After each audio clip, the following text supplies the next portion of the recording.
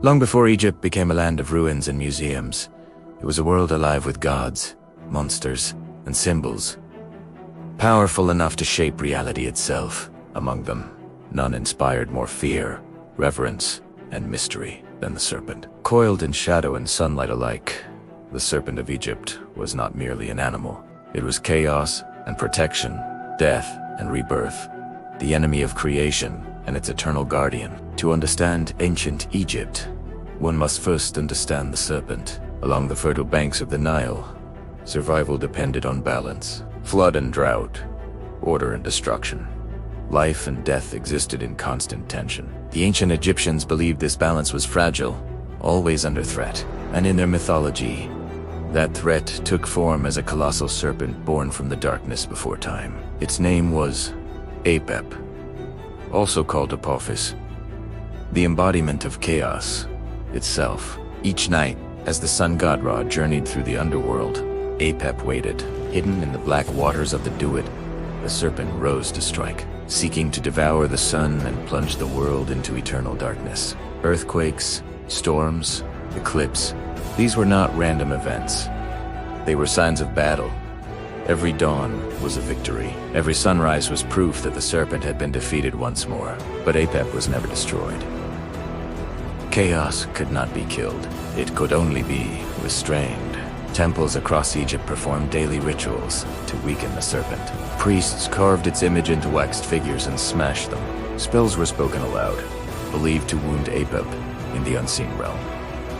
The fate of the cosmos depended on these acts. To fail was to invite the end of the world. Yet the serpent was not always evil. Another serpent rose upright on the crowns of pharaohs. Its hood flared in warning. This was the Urias, the cobra goddess Wadjet. She was fire, protection, and divine authority. From her mouth poured flames that destroyed the enemies of the king. To see her on a crown was to know that the pharaoh ruled with the blessing of the gods. In Egypt, the serpent was duality incarnate. It could destroy the sun or defend it. It could bring death or ensure immortality. This contradiction was not confusion. It was truth. Beneath the desert sands, archaeologists have uncovered serpent imagery everywhere. Carved into temple walls, painted inside tombs, woven into spells meant to guide the dead safely into the afterlife. The dead Egyptians believed faced serpents in the underworld, guardians who tested worthiness, monsters that devoured the unprepared, and guides who protected those who knew the sacred words.